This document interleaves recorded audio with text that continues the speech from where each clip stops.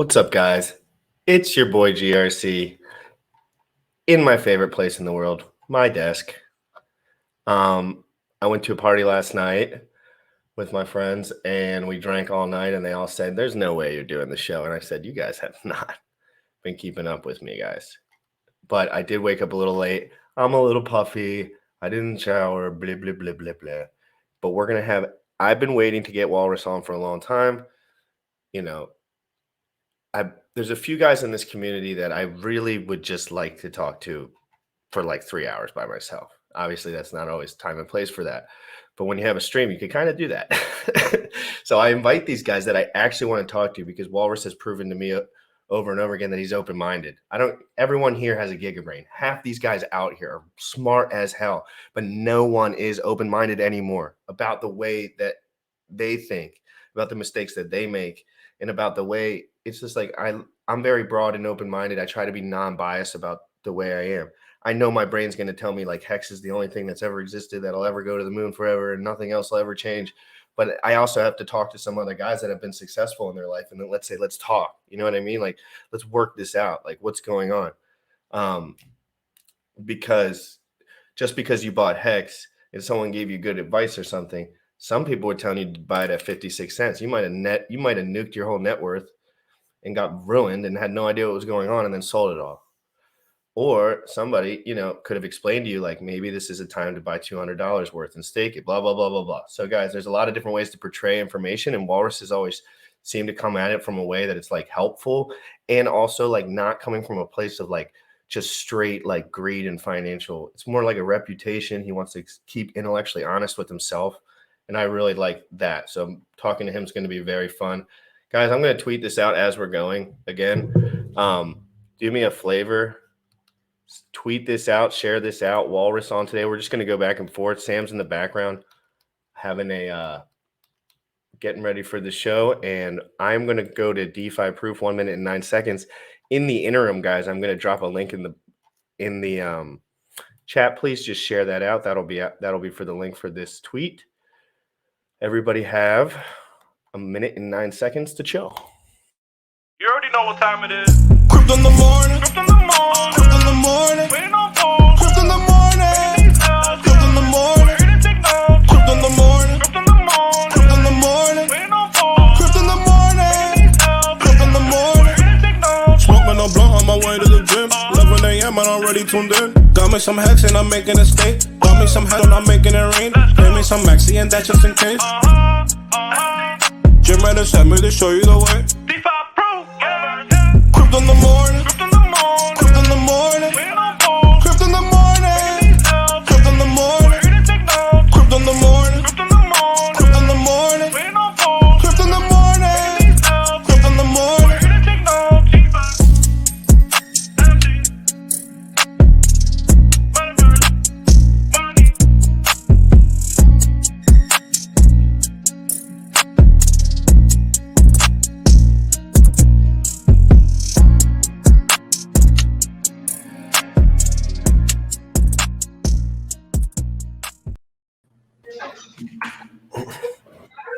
What's good, Walrus? How you doing, my mans? What's going on? You guys finally get on the stream? Yes, I'm happy that I get to see you and speak with you, and you're stuck here for an hour. Right. So and I appreciate you coming on today, dude. It was kind of short notice, and I didn't schedule anything, and I didn't really mention what we wanted to talk about, but I think you kind of knew. I just wanted to chit-chat. Like, I just like to chit-chat with some certain people, and I'd love to learn more about Howtopulsecom, but I'm going to give you a second here for the people that are new, the people that don't know you. Who are you, and how'd you get into crypto, and a little bit about yourself, just so they can have some context. Yeah, for sure. So obviously I'm Walrus. I'm Walrus on Telegram, all this stuff as well. Most of the, as far as like the more public, persona and doing things in crypto has always been around some of the RH stuff, Pulsec, Hex, things like that. Been in crypto for a long time. I got in like right before ETH. In a very different way. I just held Bitcoin, thought it was cool, kind of to powers that be, and bought some things that were legal that I could have bought anyway, but I thought it was cool because I had Bitcoin, right? Very uneducated, didn't look at it as an investment. It wasn't reading charts, wasn't none of that stuff for me at the time. It was just something cool. and then moved through. I followed RH for a long time. Back when it was Bitcoin Hex, when it was CFD token, working on stuff way back when he was beefing with Roger Ver and arguing about ETH and talking at conferences. And I've always been attracted to like just greatness, right? I'm one of those. I root for Tom Brady, even if he's going to crush the Cowboys. I'm from the South. Like, I just like greatness, right? So hearing RH and Bear and some of those guys have those early discussions, really working through design compromises. That stuff got me really engaged in crypto. I like game theory. I play fantasy football. I like sports betting. I like doing sports analytics. So hearing great minds really just bash it out on how these systems work, that really intrigued me. And that's what got me to just be more and more involved after that. So a lot of the way people see me interact with crypto now, that started much, much later, more like 2018 was when I got a lot more involved, but always stayed up with headlines, followed the great names, things like that. And as far as the space here, as an admin, I work with Howtopulsecom. We built the XBot. We do a lot. We run the Twitter storms. I've worked with Jesse and LL and those guys a little bit as the ambassador there. Try to work and connect a lot of projects. So like I've talked to like Colt, M87, things that can come over to Pulse Chain well. Involved with the Power City guys just a little bit. They're good buddies of mine. I hang out with them, try to help where I can if they need something. We're building an NFT marketplace, NFT on Pulse, everything, right? We got our hands everywhere. Some of our guys are admins in the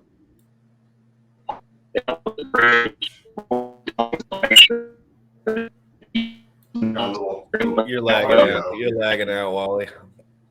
If you turn your frames off, it might work better, to be quite honest. Yeah, ever since you moved to that spot, it's been a little laggy. All right, give me just 1 second. Yeah, take your time, man. No worries. Let's talk to the chat for a second, guys, and round up the troops because, again, you know me. I like to wake up a little earlier than I did today. And but I still tweeted it out, guys. So I just got the tweet out. Take a second and tweet this out over on Twitter and say what's good over there. You can tag us. There's also some links Why are you down touching below the mic? as I just put it into place. Put it into place. Your face. Let's say hi. Say hi to some of these folks in the chat over here. What's good, everybody? Good morning. Good morning, guys. Good morning. We got Crypto Class, T-Bird, Nom Nom, RH Max, Hex Tender. How's everybody doing? All the Saturdays in crypto are an interesting day, like because I stream every day, so I kind of get like the little feel for each day.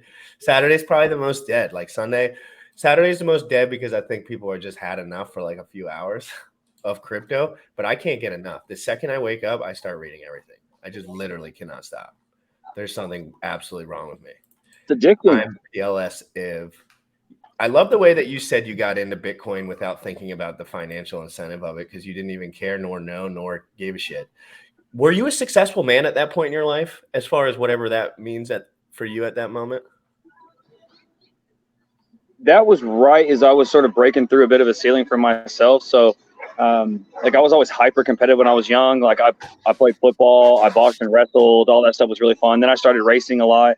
And so early on, like it was one of those things like, I don't want to sound that funny, but like if you weren't first, you were last. Like being second in a boxing match sucks. Being second in a race sucks. I hate doing things that I can become second at that I don't have a chance to be first at. Yeah. I need a chance. I need a freaking home run shot. If I can be first, I'll do it. Because I know I will I'm crazy. I get weird. And I've always been this way. And it's like it's a problem to some. And then Sam told me as I got older, he's like, Jim Rat, this is a good thing. Use this when everyone in my life was kind of like, take it easy. Man, there's a cat, Eric Weinstein.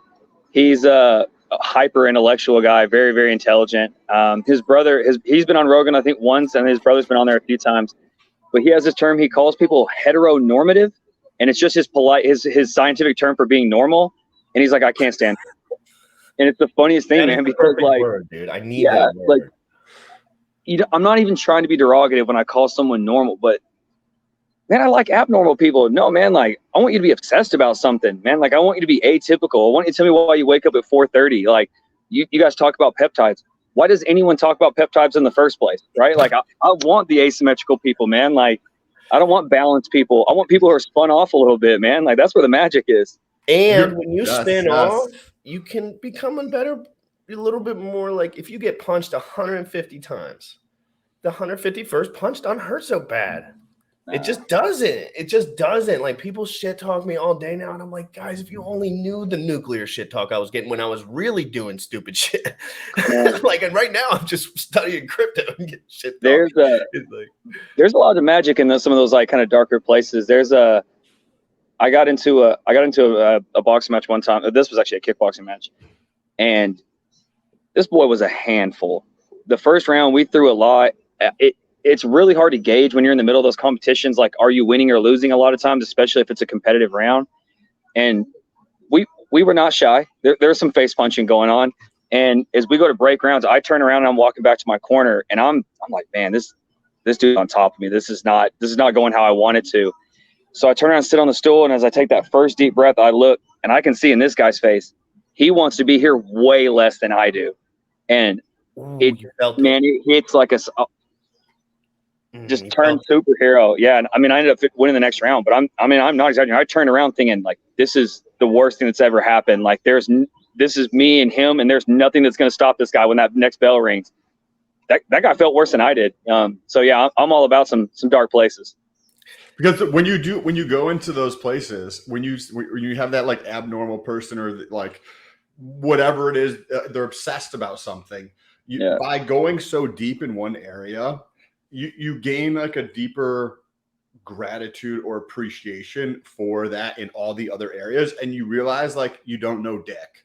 Like, you don't know anything about anything, because like the further you go down your area, like, fuck, damn, there's still so much. I know a lot, like, relative to like normal people, but like in this area, there's still so much more to learn. And then you look at all these. This is like one pinhole area, but there's millions of other. I didn't know what liquidity was 8 months ago. I didn't know what liquidity was. Yeah. I didn't know what liquidity. I was like, what is this word? I was like, what are you guys talking about? Like, what do you mean there's 3 pools? What do you mean V3 calculates this, that, and the other? What the fuck? What are you trying to explain to me right now? Now I what get the hell it. is V1 and V2? And now it's just like, oh, this is how this works. I stared at it for 8 months straight. It's not complicated. It's just a different system. I'm a gym rat. I figured out gym rat shit. And guess what? I'm still figuring out gym rat stuff, and I'm still hearing FUD, and I'm still hearing people making wrong mistakes all day long. And I'm like, I got more to learn along with everyone. And it's the same thing with crypto, and I'm willing to keep that attitude until I'm dead. Like, I don't like the attitude of thinking I know what I'm doing, because that's not necessarily the correct attitude. Everyone is, or 2.5% of the world uses crypto. It's like, like, who wants to step up, right? And I know, Sam knows the kind of guys that step up. It doesn't matter if it's in crypto world or kickbox world. They're going to step the fuck up, and they're going to fucking try and get theirs, and they're going to survive. And those are the guys that I like to have on my team, because they feel it here. They don't feel it like with other money. Like, to be honest, if someone gave me $100,000 cash right now, I swear to God, my life would change. The actions I did, the only thing would change was some of the equipment that I had. It would just be like, I have another guy that helps me. I have this, I have that. It would not be like, oh, where's the car? I'm not there yet. I don't want to be there yet. I don't even want to be there yet. I just haven't done enough yet. You know what I mean? I did. So you guys kind of like brought up, like, was I successful at that point? One thing that I did about 4 years ago was I sort of felt that I was going to be heteronormative successful, and I didn't like it. It just didn't taste the same. So I'm 33 now. This is about 28. And I was like, I'd made 6 figures a handful of times. I ran some small businesses. Like, I mean, most people would be pretty happy about that. And I was. I don't want to sound unthankful or ungrateful for those opportunities. A lot of people put time in me, man. Like, that's one thing for sure. I've had mentors everywhere. If I decided tomorrow, like, man, you know what? I'm going to be a skateboarder. I'd end up tripping over Tony Hawk. Like, everywhere I've gone where I've wanted to be great, I always have found a mentor that has just cut the learning curve in half, if not better. So that's for sure. But like, I retracted. I sold a lot of things off. I realized that I was no matter how, if going from 100 to 250K wasn't going to make a difference to me, that working 60 hours wasn't going to be different than 55. And I really did want to readjust those things around. So like, I put a lot of time and effort into crypto. I put a ton into the sacrifice. A lot of these things, and my car doesn't have AC, and I live in South Texas. I really retracted all the things. I ripped it all down. So are you at the time when all this was taken, because that was a year ago, right? Like, and you're like, hey, today I still don't have AC in the car kind of thing. So you're still running multiple businesses or a part advisor, contractor or something in multiple different endeavors at this point. And you're just like, well, that shit doesn't fucking matter, right? Because you're investing into the future. Or what was it? Please. That's it. I just didn't care about the middle. Like, I just wasn't that interested in, like a C-class Mercedes or a little bit nicer clothes or, a house the same size and a better, like just that little next tier. And a lot of the Western stuff just really didn't resonate with me. And I was like, man, like, one, I've liked the struggle, right? Like, as competitors, we all like it, right? That last little bit of that contraction. It's so demented, though, right? It's so demented. But when you get over the girl thing too, because as a young man, you fiddle around with the girl thing, and I think some of the guys that push the boundaries a little bit, and I'm just being honest here, they get that over with. They kind of get, and I'm not saying that you don't have love and what, true. but I'm telling you from my experience, like I thought dating women and having girlfriends that were hot was the only important thing in life. I swear to God, I thought it. Yep. I didn't care your job. And this was just where I was at 24. Like I just didn't, and that's literally how I saw the world at that time. And then I went 2 years. I realized that was not the life I wanted to live. And now I'm completely different from the way I was with that. And it's made me almost 100% more efficient because I just have all that insight where other guys, I see them, their girl tells them to, they don't want to hang out tonight. They cry themselves to sleep. It's like, and you're like, bro, you're off the track. You're not thinking right. This is a person just like you. You're the leader, right? Like you, and that's what I always push in this group, and me and Sam try to push in general. It's like crypto's brand new. You're the leader. Doesn't matter where you go to school. Doesn't matter what you do for a living. Doesn't matter what anything. You said something that was awesome. You didn't want the middle ground. Everyone called me the biggest idiot except Sam. Everyone but Sam said I was the biggest idiot when I quit my job 120 days ago. And it had nothing to do with money. I didn't have enough money to stop working. I said, I know I have to put myself up against the wall if I want to break through. I have to, because I just know myself. When I have 3 girlfriends and 100 grand in the bank, I'm just a little lousier. I'm not going to lie. I'm just a little bit like, can't wake up hungry and still shoot. Yeah. But in general, I just loved what you said. That's how I went about it too. And it's not the best advice for everyone at every point in their life. He was at a transitional point in that moment in his life where he had to make a decision. I did the same thing. I had to make a decision. And I moved this way, but I knew it was going to push my success one way or the other forward because what I was doing was just scalability wise capped. Can you talk about that a little bit, Walrus, and that experience you went through? So I'm also I really like a lot of quotes because usually they let me like dig into things and they help give me some framework. I always like to use the term like lenses. Like I like to look at things through multiple lenses and see how they shake out. One of the other things the guy said is, he said that most people will tell you they have like 10 years experience at something. They don't. They have 1 year of experience that they've done 10 times. They don't grow the same way, right? Like you see, everyone's been to a job where, the first year there's all these things or 6 months or whatever it is. Year 3, you're just mailing it in. And I kind of felt like that's where I was with a lot of these things that, I've been very blessed with mentors. I've been gifted with, a lot of things early on that the bar was just set high for myself. I just wasn't that happy with those things. And that's different for a lot of people. And again, that's why I always want to say that like that was my personal journey. It's not about being ungrateful or saying you only make 80K. Has nothing to do with that. That was just looking in the mirror and saying like, man, I've got more in the tank. People have invested so much time and energy in me. This isn't it. Like I just got more when I'm doing these things in a lot of ways. When I was doing a lot of commission sales type things, I felt like a lot of the times that I did the best job, the people dealing with me would have been better off with someone else because I was just taking money. I'm going to hold margin. Like I'm going to get that. And that wasn't the most engaging for me. So one of the things with crypto, and again, it comes from, the privilege of having been successful and not having to take a dime out of everyone I interact with. Now I could just be plus, I always like to say the word EV, expected value. It's a sports betting thing. I'm just plus EV. Like I come into the spaces, I do admins, I bring these projects over and I can do it from a short-term selfless perspective because I don't have to make $1 that day. And people can just pick up on the education or get at whatever out of me it is that I'm offering that sense. And I don't have to charge for those things. And it's something that's really beneficial for my mind state, which is probably why this, again, you talk about being open-minded. I have a lot of investment, but it's not the same type of investment that I think a lot of people have to any of these things, where they get in that tribal nature of things. And then, like I said, so yeah, I kind of had that spot where, you know, it was kind of like grind out for another 10% more of what I was doing, or like burn this thing down and really restart. So sold off all the pretty stuff, really kind of condensed things. And then my mom got cancer, and so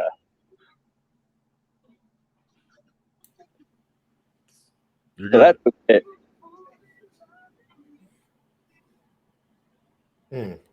Yeah. Sorry about that, man. Yeah. You're good, man. Give yourself a So second. that actually, in a lot of ways, helped with that teardown. It, you know, I wasn't able to focus on a lot of the things I had been doing before that. So that tearing of a lot of things down really helped with that reset.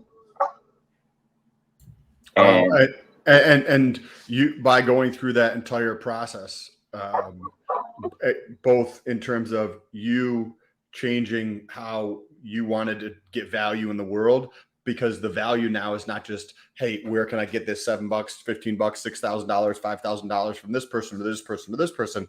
It's more so the longevity, because you don't need that cash today, and you can invest into other people, the things that you have to offer to the world by investing into them, where you don't need the cash, and it comes from a much freer space. So you got that going through, and then you also have that experience that it was clearly, you know, very impactful and emotional to go through with like the family stuff. And I bet you came out of that whole experience, you know, with a completely different, enlightened mind, so to speak, or open. Ego break down a little bit, you know, like with everything broke all down. that stuff. Yeah. Yeah. So Jordan Peterson is another one that like being successful is like winning at the game, but also being invited to the next game. And that's a lot of the mentality that had changed. You know, when you're sort of stuck in that scarcity mind state, or, you know, you just, you know, sometimes that doesn't always resonate. Just if you got to make $1 that day, it's really hard to think about the next couple. And you end up having to make, you know, compromises on saying like, hey, if I can get $5 out of this thing, I'm going to get 5. I don't care about the next time, you know? So that changed a lot of just kind of what I was looking to get out of things. And again, I like systems, right? So, you know, like when I raced, rule books don't tell you what you can do. They tell you what you can't do. So like, I want to break things, right? And so I had learned to turn a lot of, like, I'm naturally a pessimistic guy. And what I realized is if I'm pessimistic about things, trying to find the positives, like I kind of find a duality there. So when I look at like cryptos or projects, I'm looking for holes. Like I've been able to kind of like channel that natural pessimism to be like, no, this thing sucks. I know it sucks, and I'm going to find it, right? There's something in here that isn't good. And I use that to kind of dig through, and, you know, that gives me that high barrier for, you know, like what it is I actually want to enjoy. But, you know, you got to be careful about not being too confident in your own evaluation. So there's a lot of give and take in that process as well. But and I'm sure you've heard me say, like, I channel and try to tell you, like, man, like, do what it is that actually resonates. Like, there's a lot in crypto. Like, number go up is not what I do best, right? I'm not a good cheerleader being like, guys, moon, let's go. It's not where I have a natural gift. So, you know, there's guys that are good at charts. There's guys that are good at more of these technical things. Lean into whatever it is you find interesting, man. Like you said, there's so much going on in the space. You know, you guys have done a great job of kind of crossing over things that are really impactful for you. And like, cool is an underrated thing too. Like, I do a lot of things because they're cool. I'm engaged with a lot of things because they're cool. And cool is one of those things we say shallow in a shallow sense, but it means they resonate, right? So like, if, you know, the bros at the gym who are cool guys, they're very masculine, physical guys, that also think that crypto and engaging in technical systems is cool, man. Like, that resonates. Like, that gives people a subconscious signal to let their light shine too. So that's what's valuable, man. So like, what you guys are in this space is cool.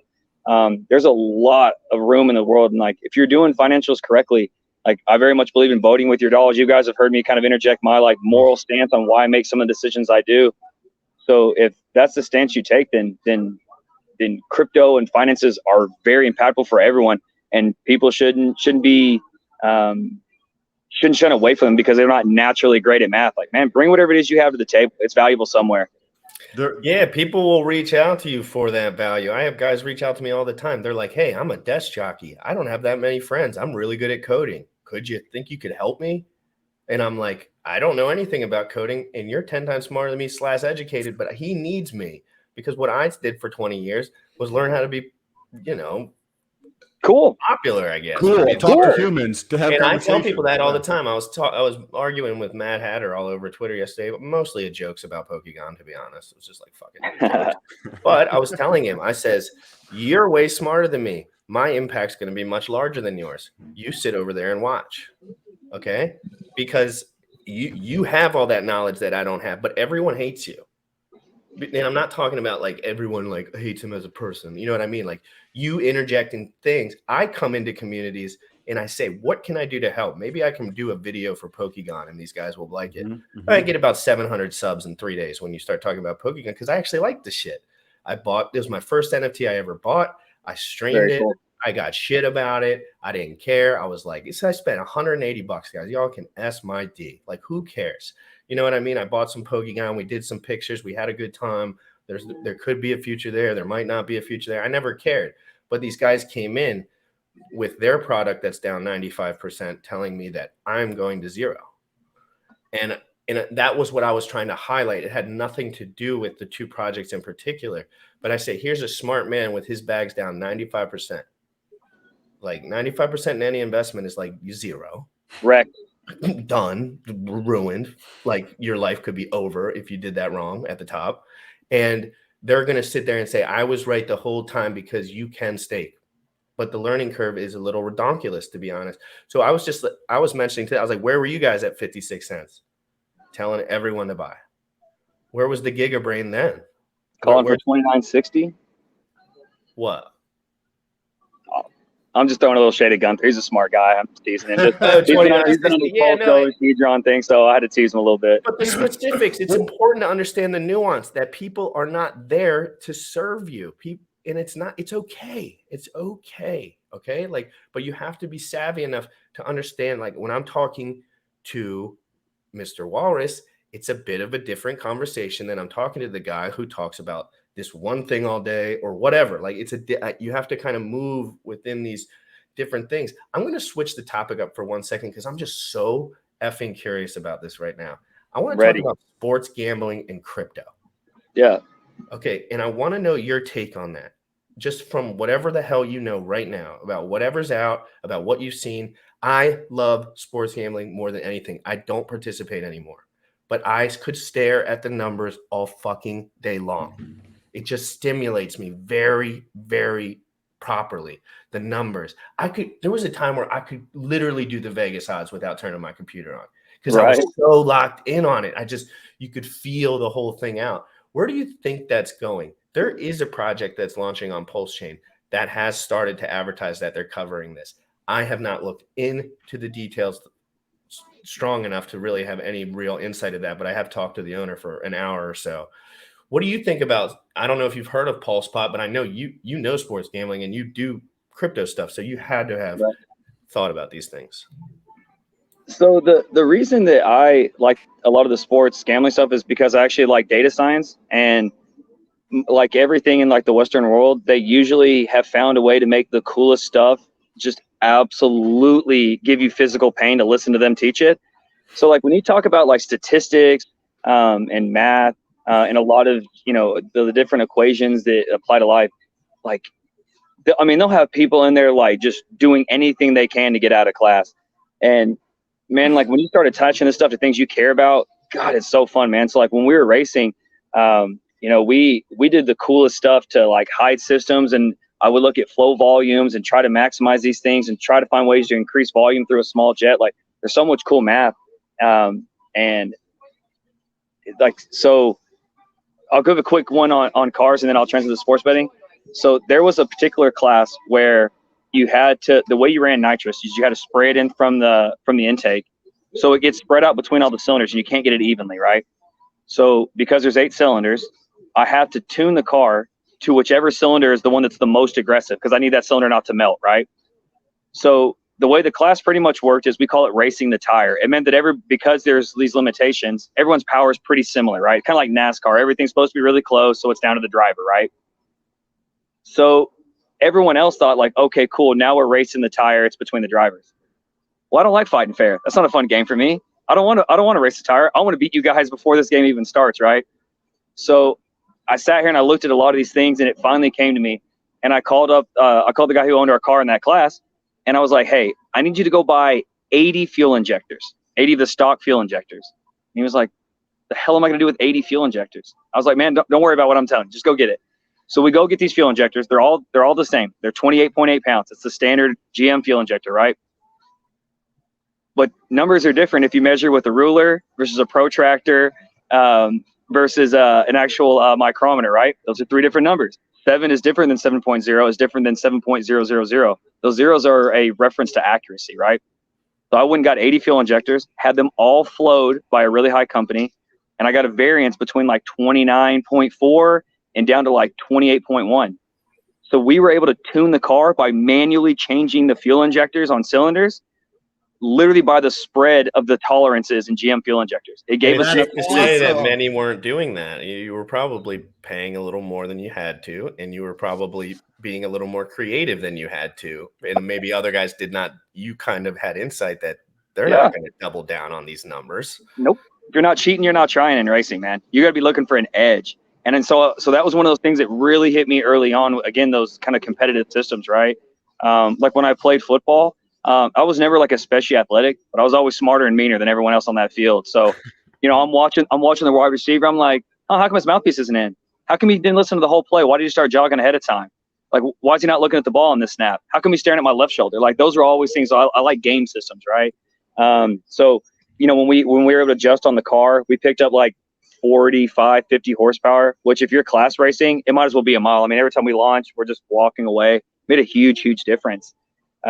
And then when it got to the sports gambling side, I actually started, there's a few really, really cool like data collection guys, and they get into, at first a lot of it was like draft stuff. That was really interesting to me. Like, how come this guy who's, great in college isn't great in the pros? How come this guy here just never hit the floor? That stuff was really intriguing. I like things that are either causational or predictive of the future.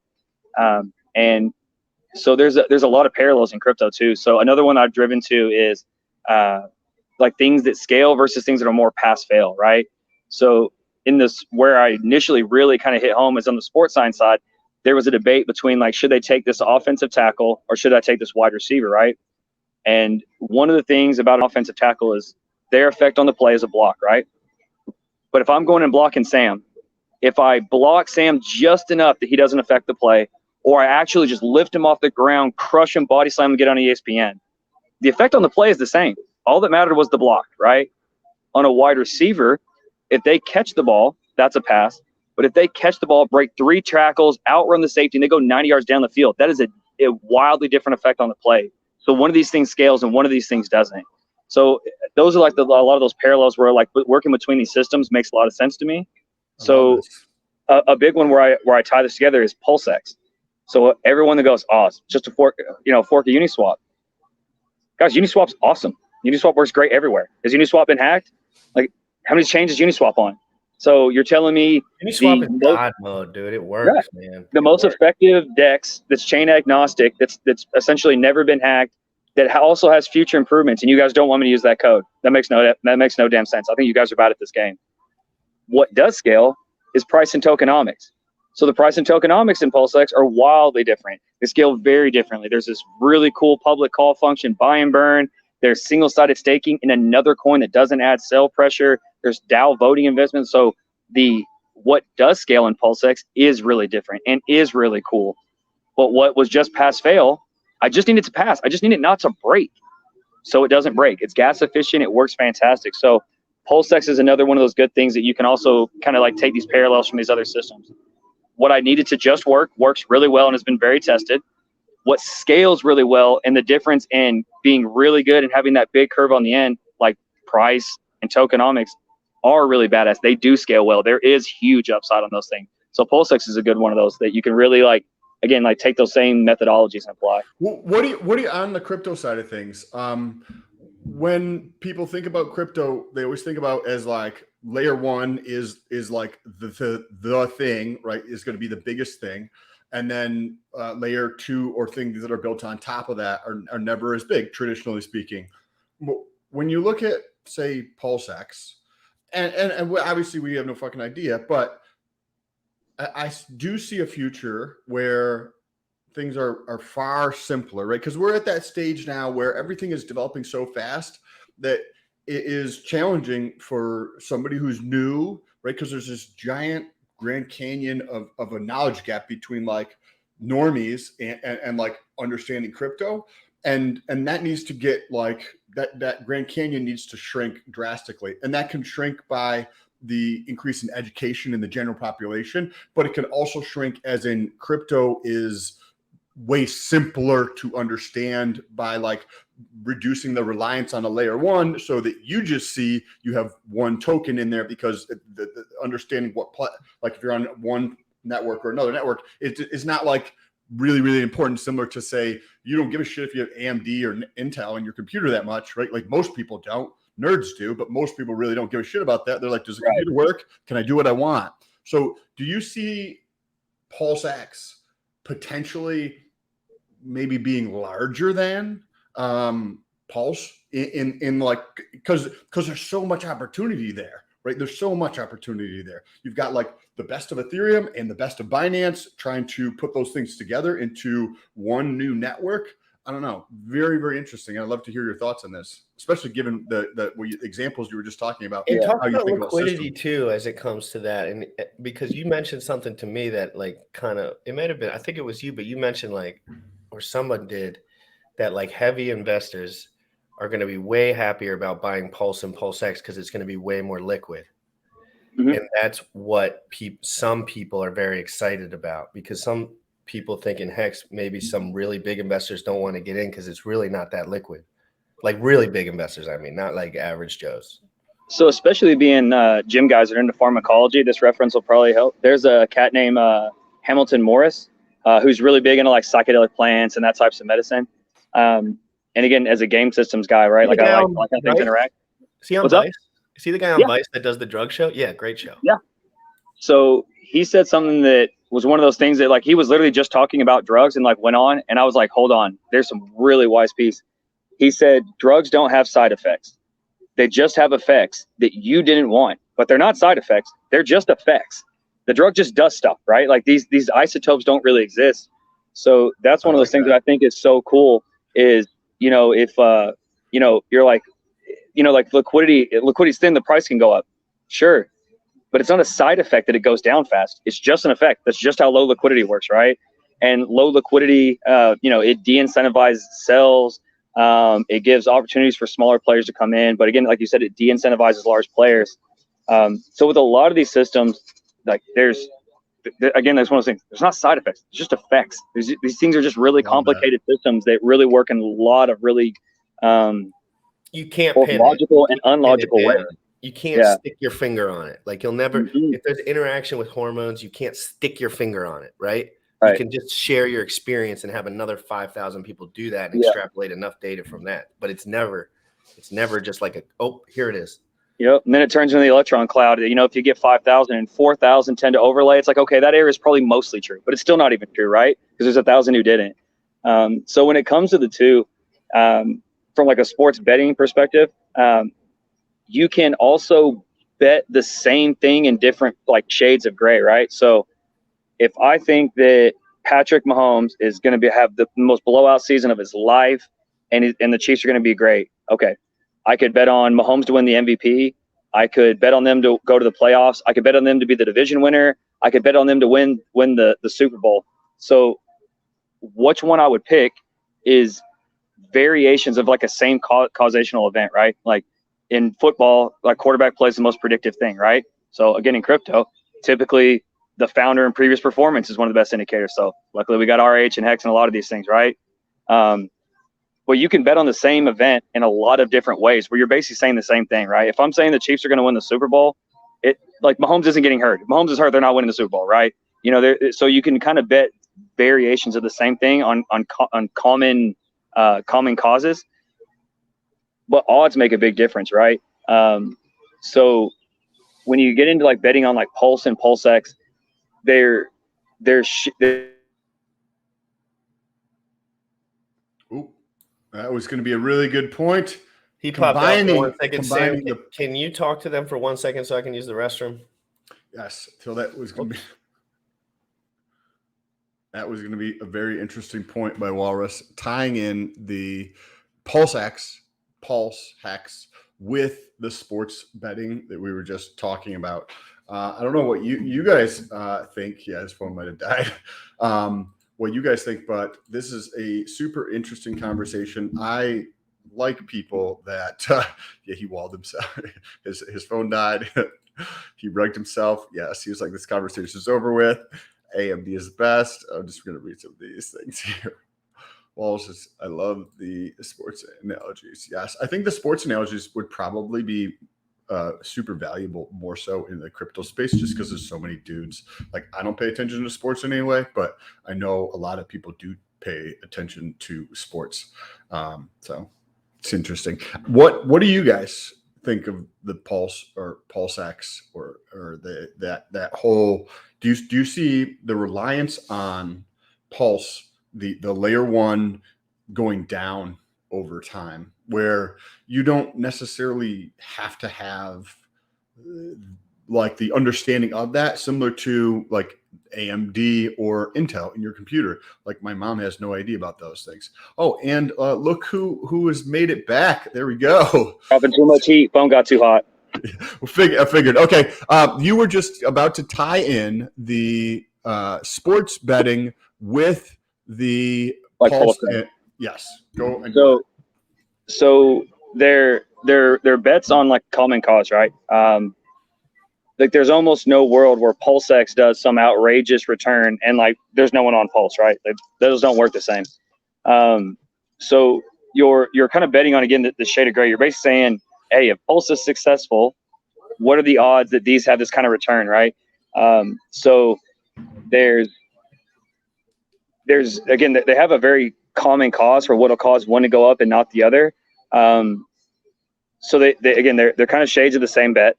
Where I do think that they differ is one in time frame, and if you're sort of betting on the real high upside of the curve, Pulse would be less dependent on adoption because it's a layer one narrative and they tend to do well whether or not they have a lot on them. PulseX is going to be a little more dependent on the buy and burn. So I would say that they're, again, variations of the same bet, but the one is less dependent on adoption. But given mass adoption, I think at some point you're going to say the tokenomics and the buy and burn of PulseX would take over. So they have a lot of overlaying results and causes that make them both successful. But I think in a lot of ways, if you're saying, hey, in 3 years, which of these is going to perform better, it comes down to a variation on like adoption and how you think that buy and burn will affect it.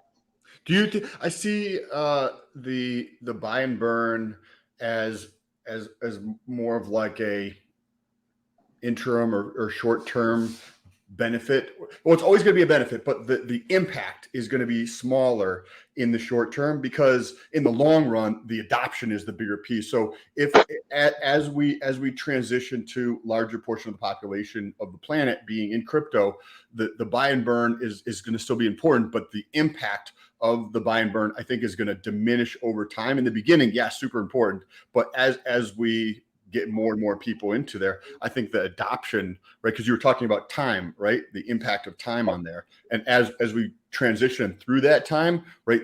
Whether it's 36 months, right? Because that could potentially be a very, very, very long time in crypto. Or maybe 60 months or something like that. The impact from the buy and burn, I just see that diminishing slightly, because the adoption is what's going to end up driving this so much as time goes on. But what are your, you know what I mean? What do you think about that?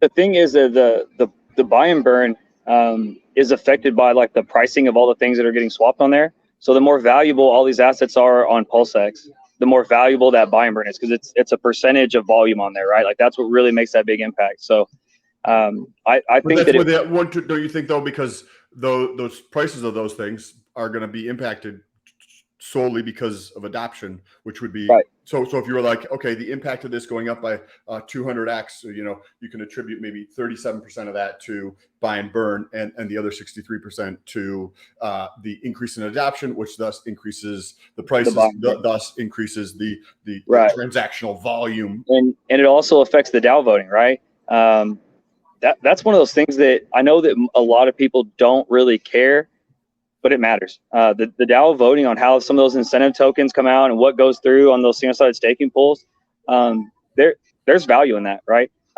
This is the same in the real world, right? Whether you vote or not, people spend money assuming that you could vote, and they will try to get you to vote their way they want. So there's value in those votes, and having some control of that incentive token and what pairs get incentivized, and you can use that as a way to encourage behavior to thicken or thin liquidity in different ways. So the value in the Dow voting goes up as well. This is going to be so interesting when this actually does come out. Like, I'm super excited. GRC had asked about the liquidity and different players in there, right? Like, where thin liquidity, right, is not necessarily going to incentivize people. Scare away the big boys because they don't need little. Maybe they're not incentivized to put like 200 grand into something at a time. Maybe they're like would rather put 40 million into something at a time, or 10 million or 3 million. And we just know about Hex is it just moves the price dramatically, really dramatically. And maybe I'm not somebody that has that kind of insight, but I can assume a few things, that the incentive structure for someone that already was super rich to find this asset and to slowly dollar cost average in, there's a long way that's a long way to get there. And so I think maybe you were mentioning, or someone else, that maybe they'd be more excited about the other opportunity, being that there's more liquidity. So another one of those cool like sports overlays that makes a lot of sense. Have you guys ever seen the movie Moneyball? I think so. A long time ago. One where Brad Pitt, he's the GM of the Oakland A's, and they get into what's that cat's name? Brad Pitt was in the movie? Vance. I'm pretty sure. I can't remember the original cat's name, but basically there was a statistician who worked out basically that you need to look at how to like get runs, right? It was an ERA, a very again, like data-driven approach to building a baseball team, right? So they go and they find all these people that are misvalued, guys that get on base, essentially, right? It was like, hey, if you get on base and you score this many runs, you're going to win this many games. And they go and find this team, and it's like, okay, this team here, like mathematically should win the most amount of games in a regular season. And the thing is, again, like this is where like shades of gray and betting on the same bet get really interesting. If you think of a scale of like 1 out of 10, and the average team is a 5, okay, well, if I can get a team that's like on a scale of 1 to 10, a 5.5 or a 6, I'm going to win more games than I lose, right? And I'm likely to get to the playoffs. The difference is, so if you say, hey, I want a team that's going to win a lot of games, you say, okay, I can get to a 5.5, 6 way easier than a 7 or 8, right? But one team can get through the season, but they're not going to win the World Series because the World Series selects for outliers. It doesn't select for who's the best over an average season. It doesn't count the guys who beat up on the bad teams because you're not going to go get to play the bad teams. Now you get to play the killers. And now a 5.5 or a 6 out of 10 won't win those games. So when you get to some of those things, it's also about selecting for the extremes. Like no one cares. So you get into like what I'm getting is like you want range of outcome, right? So the higher a player are, the more net worth you have, the more I want to reduce the range of outcomes because I want to know what's going to happen because I don't have to have 10,000x upside. I've got $100 million. Give me 10%. I'll take $10 million a year forever, right? If you can give me 10% with a very small range of outcomes where I don't have downside risk to my $100 million stack, I'll take it all day long, right? But you got 10 grand. The shit do you care about 10%? $1,000? We can blow that in one night, right? The three of us could drink that in the domain before we even got to the party. Like, what are you gonna do with $1,000, right? So you get into one of the first ones is like range of outcomes, right? So liquidity will tend to follow along with age and price to some degree. So like the liquidity in Hex is low right now, right? But if the price was 10 cents, you'd find more people willing to sell, it'd be more liquid. If the price was $10, it'd be liquid. There'll be plenty of sellers at that point. You'll see that liquidity grow, right? These things tend to correlate together. And again, the other thing with liquidity is, again, it's about range of outcomes. The higher a player you are, I don't want to risk my stack, right? I already have a huge stack. I'm already rich. I just need to stay rich. So that range of outcomes is part of that thing with liquidity as well, where I don't want radical upside that comes with radical downside. That's a big range. I don't know. I want it to do exactly what it is I think it will do, because I don't need it to 10,000x. Like I'm looking for X%, and that range changes on the value that you're starting with. So you'll see that liquidity tend to grow along the lines of price, and then also again, players, the larger their stack gets, the less they want to risk that original stack, and they want to again tighten that range of outcomes. So this is super interesting, and there's two things that I want to just get more thoughts on. As price grows, liquidity, is this a given thing? So for context, if you're not aware, I've only been in crypto for 100 days or something like that, 120 days. So a lot of this is new stuff, and I'm learning every single day, and I love it, and I'm continuing to learn.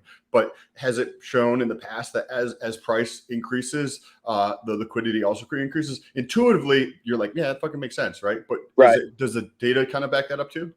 Yeah, it's more correlational than causational, right? Like price going up doesn't instantly change liquidity, right? Yep. But it's in totality, right?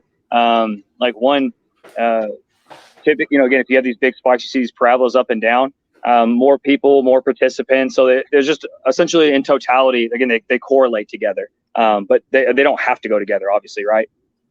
Yes, no, not at all. Okay, so because we have talked about this before in relation to adoption of PulseX and Pulse, where I agree the narrowing of like possible outcomes is something that you pay attention to, right? Because if I have a big bag of 100 million, I'm not going to risk 100 million in fucking Pulse. Like this thing's fucking never been tested before. It's proof of stake. Like there's plenty of risks with proof of stake, right? That haven't been tested enough. So, but I might put $1 million or a couple million or something like that into something like that. So, what do you think about the adoption from Ethereum and from Binance and from Bitcoin with Pulse, or do you think that's going to come more so with like the smaller players? So it originates with strong community, right? And these things, they kind of take on their own vibe, right? Like, if you go talk to Bitcoin guys, they're a bunch of red meat, shotgun 2A guys, right? Like you hear that in their vibe. They're very capitalistic. Like they have a bit of a type, right? They're laser eyes who hate Biden and, love elk meat, right? Like a bunch of Joe Rogan fans and stuff. And like, I like those guys too. Like I'm teasing because I tease everybody, right? And you go to Ethereum and like it's a bunch of guys with acoustic guitars and long hair. It's like, we're going to sing Kumbaya. Like, come on guys, we're on computer. It's like, all right, whatever, man. Like, that's cool. Right. But they kind of took on their own. Yeah, exactly, man. They took on their vibes. Like all these guys are petting llamas and, drinking iced coffees like me. And then BSC, took on a very Wild West. Like there's a lot of pump and dump, a lot of scam. It was a cheaper coin. It was, it was the Fremont Street of Vegas, right? Like you could see that vibe take on. Cardano, has a very different vibe because Charles Hoskin's the coolest nerd on the planet, right? People are sending him pineapple pizzas or whatever that inside joke was with those guys. So the community is important on where these things start, and it starts relatively grassroots, right? Like Solana sucks and it's a bunch of VC money. Like, it sucks because it's a bunch of VC money, right? Like they don't have the same type of community. Their stuff sucks. It goes down all the time. Their bridge sucks. There's a lot of inherent issues, and even in the way they market, the things they choose to highlight. I mean, it smells like VC, right? Like, I mean, if you go look at even their like, oh, it's transactions per second. It's this. All right, cool. Again, it feels VC through and throughout. With Pulse, there's a very different narrative. Both in the way RH, the original community started, and also some pros to this delay, and that the community is taking its shape, right? So for better or worse, the vast majority, a lot of these projects at the top have audits. Like they have no or very limited admin keys. They're relatively transparent. They have Telegram groups where you can go talk to these guys, right? So whether you love or hate Jesse, you can talk to Jesse. Like, you guys want to trash LL? Like, start talking shit. Jesse will find you, right? He hears you everywhere on the internet, man. He's got ears, right? You don't like the guys at Power City? Just go talk to them. Like, these things are very available. But in a few years, that won't be the same. Like, can anyone hear, like, can you talk to the CEO of, the guys who run Aave? Yep. Can you hit up Vitalik? Anyone know who runs Uniswap? Like, you can't reach these guys now, right? But the community has taken a lot, the ripples of what we've seen that started in the beginning. And whether it's just obviously mimicking because it's successful, the ideals are really propagating throughout the space. There's a little group called like the Pulse Police. They like that. They're making fun of themselves, but they go and vet a lot of these free airdrops.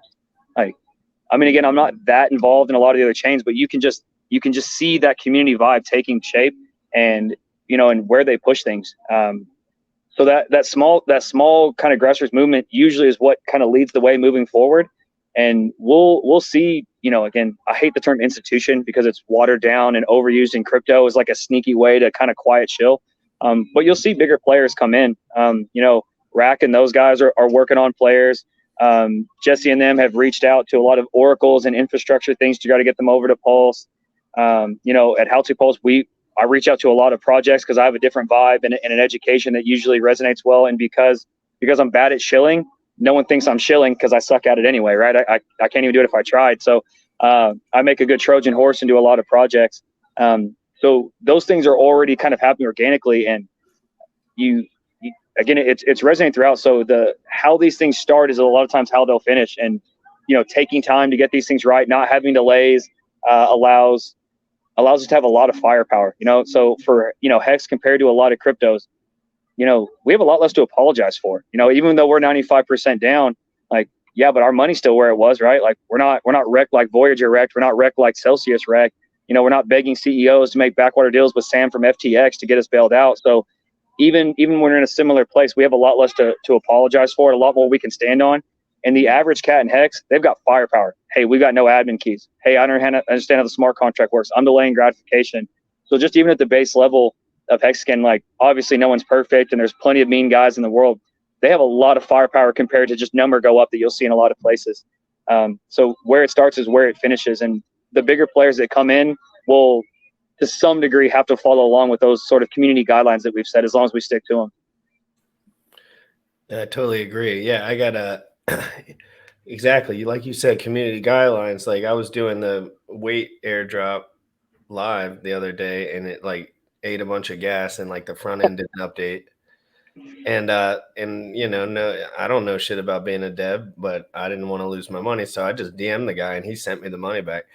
And I'm, whether that's good or not, there's no other community that at least the standard is like, if these guys don't answer me, like, I'm gonna shit on them, like, really bad, like really, really, really, really, really bad. Like, could potentially ruin their whole entire company if I could, because I did it live. I was transparent. I did a Twitter space with them. I figured everything out, but they answered me and they said there was a problem, and then they fixed it. And that was better than my experience with Verizon, the biggest company in fucking the world. I mean, in the United States, I can't even get a hold of them. I can't get a hold of them. I pay them a lot of money, and I cannot get a hold of them. And they made it so that they have full centralized power with no customer service, but with no advances as far as like no middlemen. It's just like, yes, of course, middlemen. And we own you. And I mean, they can just bill you for shit. They make it so hard. One thing you learn as you get on it, for me to get a credit card right now on my phone, probably take me 60 seconds. But for me to cancel a credit card, probably take me 3 hours. You know what I mean? And it's like, for every system, they kind of do it. And I hate that. I hate that so much. And that stuff's gross. If anyone who really wants to understand some of those things, you can always go. I would go look up at like some of the things like that Facebook does, and I don't even mean the like really over the top gross stuff. I mean some of the nuanced gross stuff is actually even more gross to me. So there's something called the slot machine effect, where once you have an effect and you think you're going to get a positive reinforcement afterwards, there's something about the time in between. That's why when you pull that thing, those reels spinning, that's why so many people play slots. Like, there's an actual like psychological phenomenon about like that. Am I going to win? Am I going to win? Am I going to win? You see it with people who bet on horses too, where they bet and they're squeezing those tickets for life, staring at the TV. So Facebook, if you go there and just open it, it'll all load, but your notification, those little dings where it gives you your number of like friend request or messages, they have a delay on them. It's literally so that you'll psychologically hit it and then stare like a little rat just begging for the dopamine hit on those things. Like, they designed every single aspect of those things. The other one was Lay's. Lay's actually went through this huge process to figure out how much the right crunch was, and then designed the chips to have the crunch. And that was the grossest thing I ever heard in my life. I'll never eat Lay's chips again. Wow. This Like, is Facebook does a lot of like nasty gross, shit. man. Yeah. It trips me out because I don't I don't mind buying into good marketing when they're like, hey, there's a hot girl and cocaine and a red vet. Cool, I get it. That's fair, right? That's fair game. I know why I like it. I know you're manipulating me, and it's still worth it because those things are awesome. But that slot machine stuff or designing the crunch, like there's just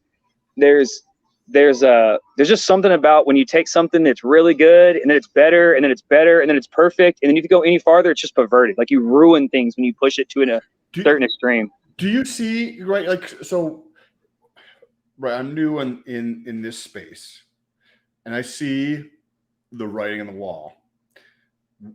Decentralization is going to continue to proliferate, just to continue to grow and expand.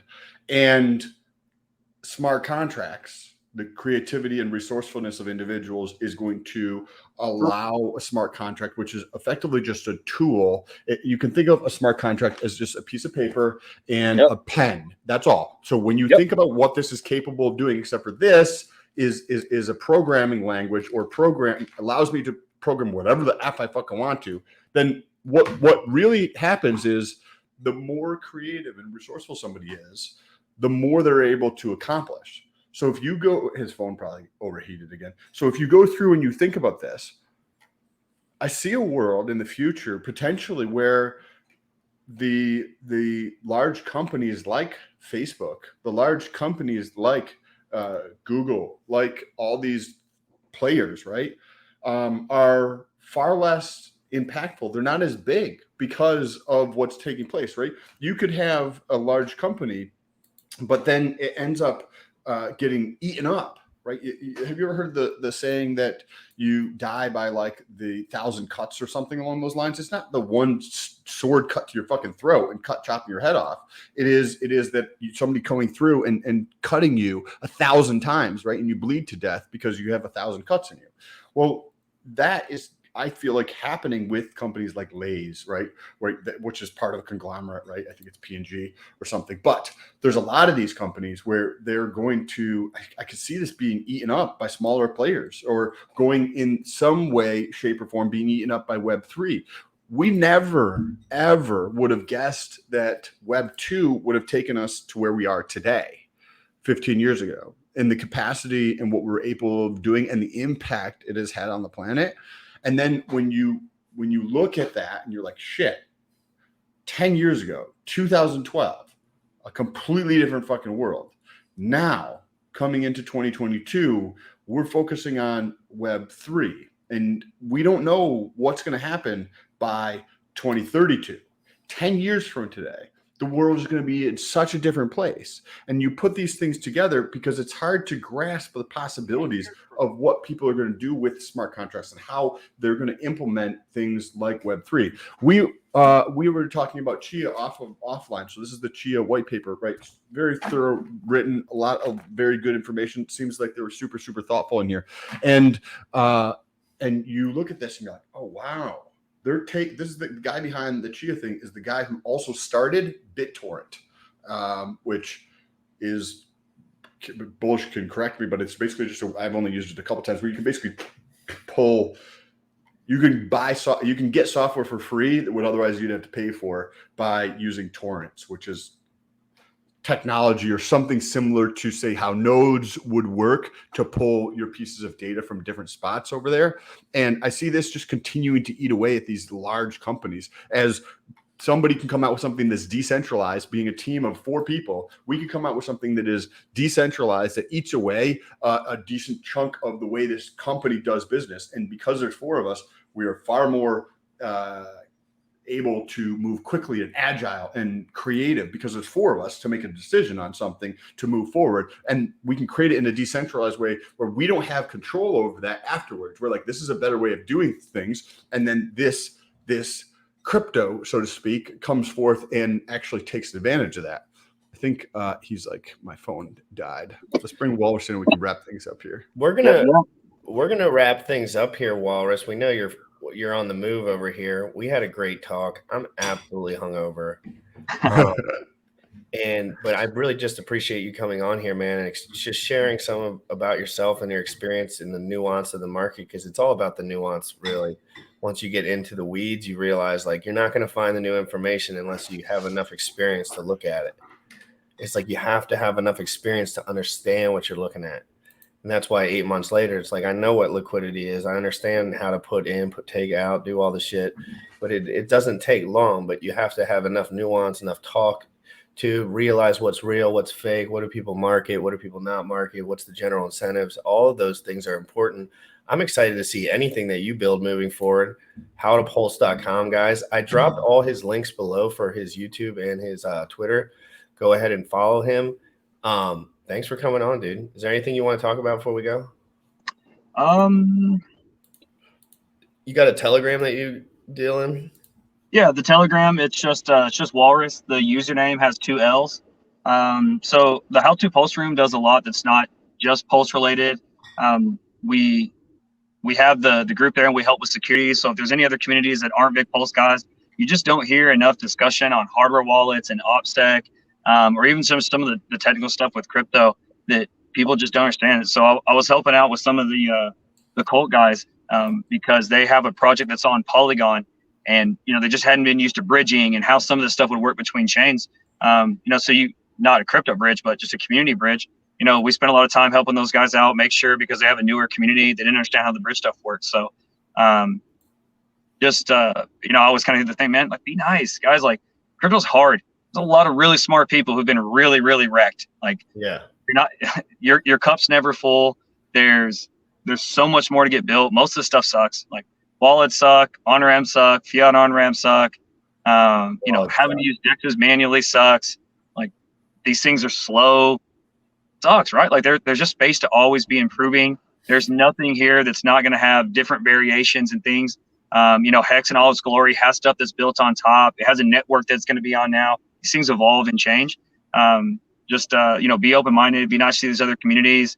A lot of people are down when it comes to the market. Just take your time, learn, contribute if you can, and don't hate on the people that are. Sweet. Thank you, Walrus. I appreciate your time and for sharing your insights. I like the way you think about things and how you go through and approach that. I thought that was unique, and I found it valuable. Hopefully you guys found it valuable as well. If you did, check out the links for Walrus on Twitter and on YouTube. And I'm probably in the YouTube description has his Telegram as well if you don't know how to find Telegram.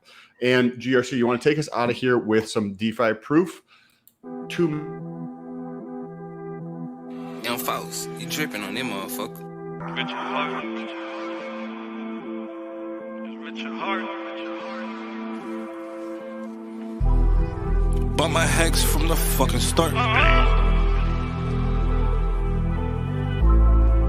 Point one every day we mark. Bought my hex from the fucking start. Sacrificing all this bread like I'm rich at heart. Got paid on big payday and I had a hit restart. Now I'm checking on my pulse just to check my heart. Bought my hex from the fucking start. Sacrificing all this bread like I'm rich at heart. Got paid on big payday and I had a hit restart. Now I'm checking on my pulse just to check my heart. Checking my MetaMask moving. Look at the hex, he is mooning. Looking at wives they be choosing.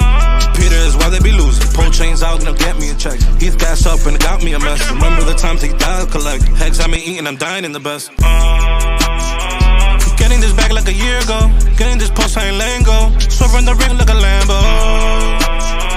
Getting this back like a year ago. Getting this post, I ain't letting go. Swerving the ring like a Lambo. Bought my hex from the fucking start. Sacrificing all this bread like I'm rich at heart. Got paid on big payday and I had a hit restart. Now I'm checking on my pulse just to check my heart. Bought my hex from the fucking start. Sacrificing all this bread like I'm rich at heart. Got paid on big payday and I had a hit restart. Now I'm checking on my pulse just to check my heart. Rich at heart.